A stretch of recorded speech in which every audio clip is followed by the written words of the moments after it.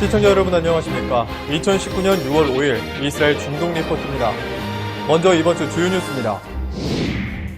베냐민 네타냐후 이스라엘 총리가 새 연립정부 구성에 실패했습니다. 그로 인해 이스라엘은 오는 9월 사상 최초로 재선거를 치를 예정입니다. 이런 가운데 제러드 큐슈너 백악관 선임 고문이 이스라엘을 포함해 중동을 순방했습니다. 미국의 중동 평화안 발표를 앞두고 중동국들의 지지를 촉구하기 위한 것으로 보입니다. 한편 미국과 이란의 갈등으로 인해 중동 일대의 긴장이 고조되고 있는 가운데 골란 고원 인근에서 이스라엘과 시리아가 공격을 주고받았습니다. 이스라엘 중동 리포트 지금 시작합니다.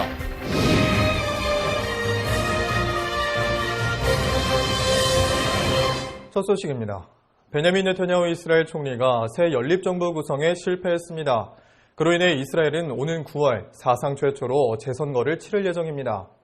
5월 29일 밤 제21회 이스라엘 의회 크네셋이 세워진 지 한 달 만에 의회 해산과 재선거 개시를 위한 투표를 진행했습니다.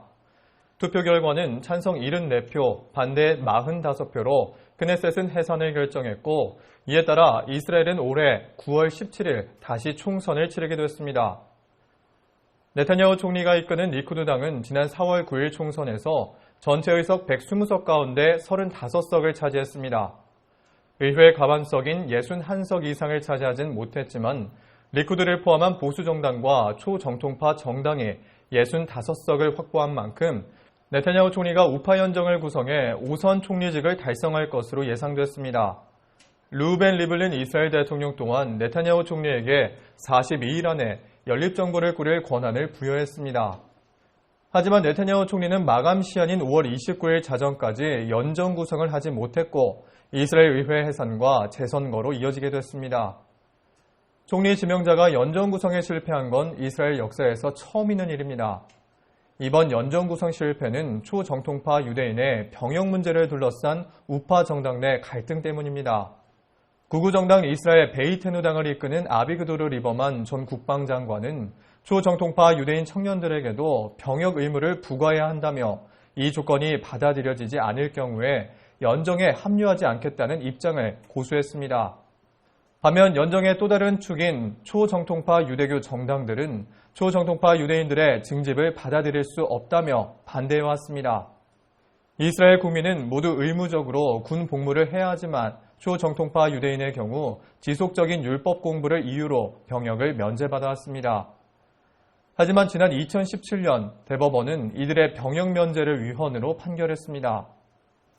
이후 지난 연정은 군 복무 관련 신규 법안을 추진했지만 세속주의 정당과 초정통파 정당 사이의 갈등으로 입법이 불발됐습니다. 그리고 후폭풍으로 당시 이스라엘은 조기 총선에 돌입했습니다. 이렇게 해묵은 갈등인 병역 문제가 결국 연정 구성 실패의 주된 요인이 된 것입니다. 의회 해산이 결정된 뒤 네타냐후 총리는 우리는 승리를 가져다줄 확실한 선거운동을 펼칠 것이라며 재선거에 대한 각오를 다졌습니다. 사실 이번 의회 해산은 네타냐후 총리가 주도한 것입니다. 연립정부 수립에 실패한 네타냐후는 리블린 대통령의 다른 총리 후보를 선정해 정부를 구성하는 것을 막기 위해 이번 의회 해산과 재선거에 힘을 실어왔습니다. 정부 구성권이 다른 후보에게 넘어갈 시 네타냐후 총리는 현재 받고 있는 부패 혐의 기소에서 벗어나지 못할 것으로 전망됩니다. 그런가 하면 9월에 있을 새 총선 결과에 따라 미국이 발표를 앞둔 중동 평화안의 구성이 더 복잡해질 수도 있다는 전망도 나오고 있습니다. 네, 지금 이스라엘은 이번 연립정부 구성 실패로 큰 충격에 휩싸여 있습니다.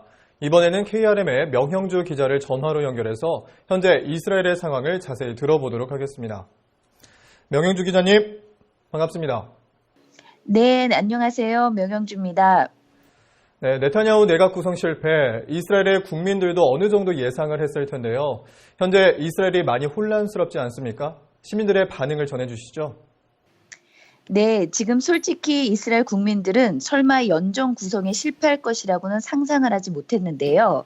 그리고 네타냐후가 연정 실패 시 다시 대통령에게 그 위임권을 다시 돌려드리는 것 대신에 이 한 달도 채 되지 않은 국회를 자진 해산하는 방안을 신청을 한 것입니다.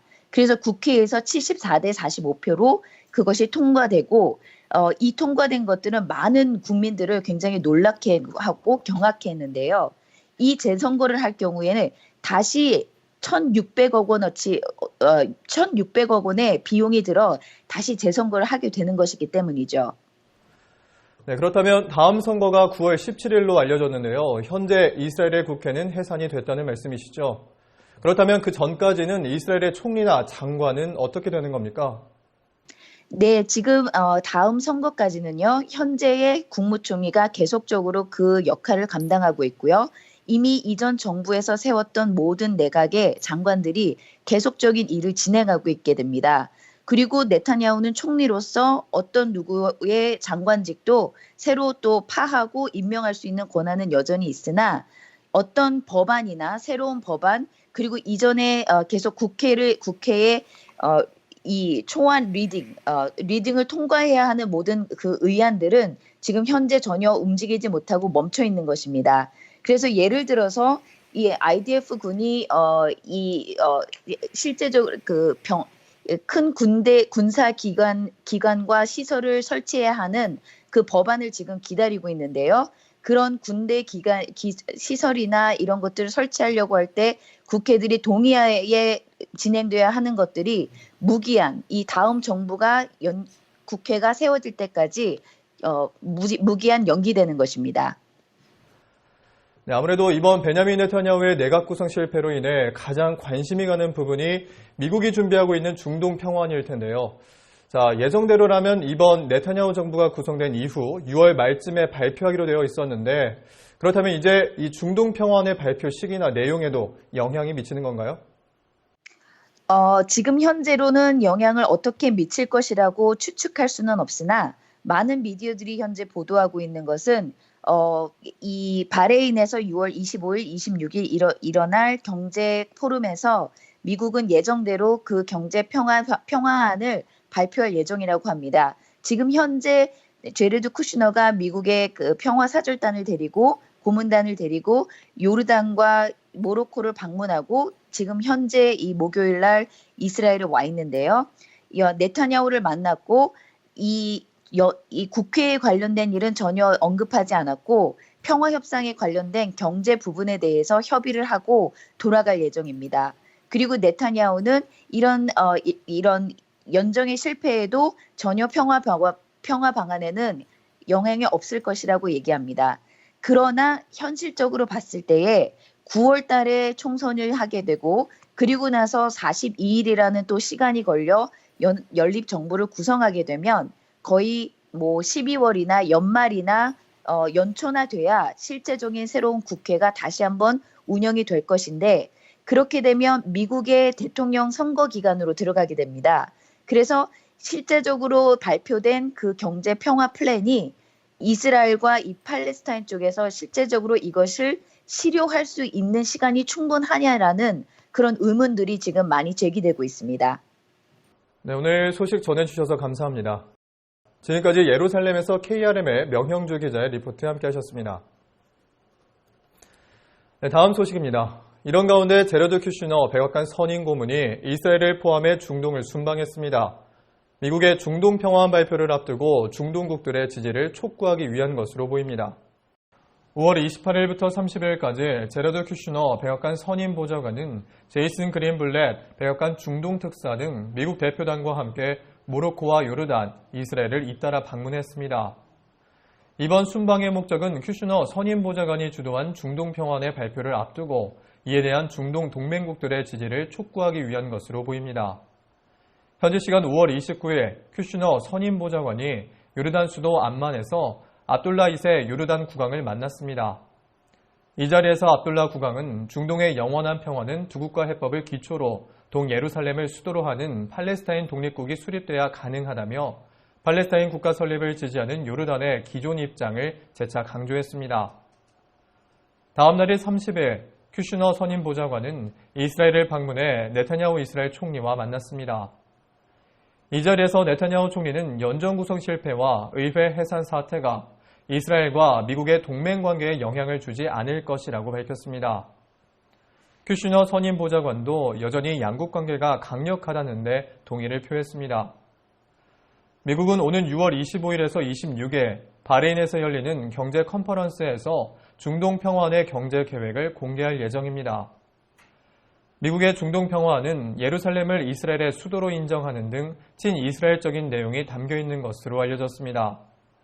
그 대신 팔레스타인 지역인 서안과 가자 지구에는 경제 지원을 제시하고 있습니다.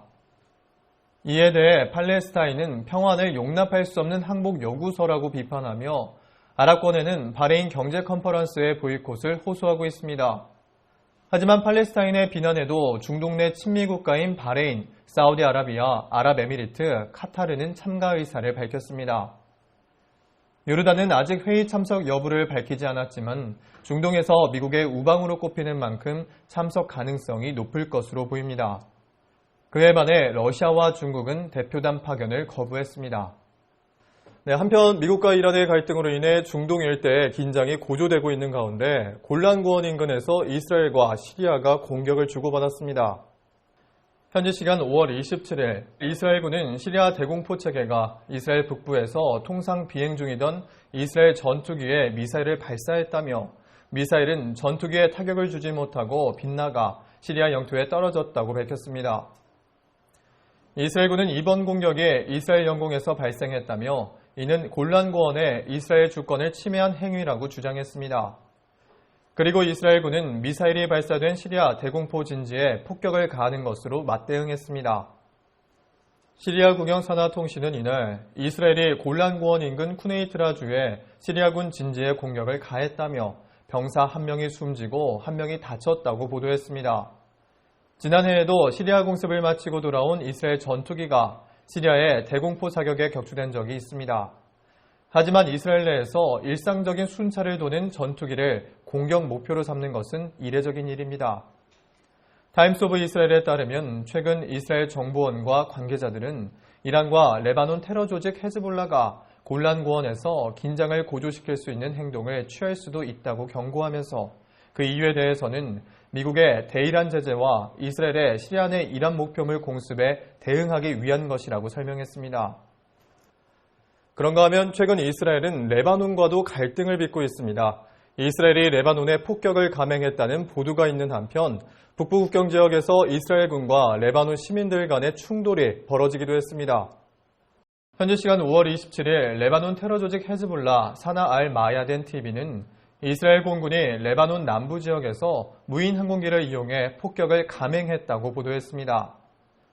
보도에 따르면 무인 항공기의 목표물은 레바논 남부의 와디 제프타와 니미리아 마을 사이에 심어진 이스라엘의 첩보 장치였습니다. 이스라엘 측은 해당 사실을 확인하지 않았습니다. 레바논군은 첩보 장비로 추정되는 잔해를 찾기 위해 수색 중인 것으로 알려졌습니다. 2015년과 2017년에도 헤즈볼라와 레바논 언론은 레바논 영토에서 이스라엘의 첩보 및 도청 장치를 발견했다고 주장한 바 있습니다. 한편 북부 국경에서 이스라엘군과 레바논 시민들 간의 충돌이 벌어지기도 했습니다. 현지 시간 5월 27일 이스라엘 북부 카르프 킬라 국경마을 인근 보안 장벽을 따라 레바논 시민들의 격렬한 폭동이 일어났습니다. 이번 폭동은 이스라엘군이 이스라엘과 레바논의 국경선인 블루라인에 보안 카메라를 설치한 후 발생했습니다. 이스라엘과 레바논은 영토 분쟁으로 인해 공식적인 국경선을 가지고 있지 않지만 지난 2000년 이스라엘이 레바논에서 철수한 이후 유엔의 중재 아래 설정된 블루라인이 양국 간의 국경선 역할을 하고 있습니다.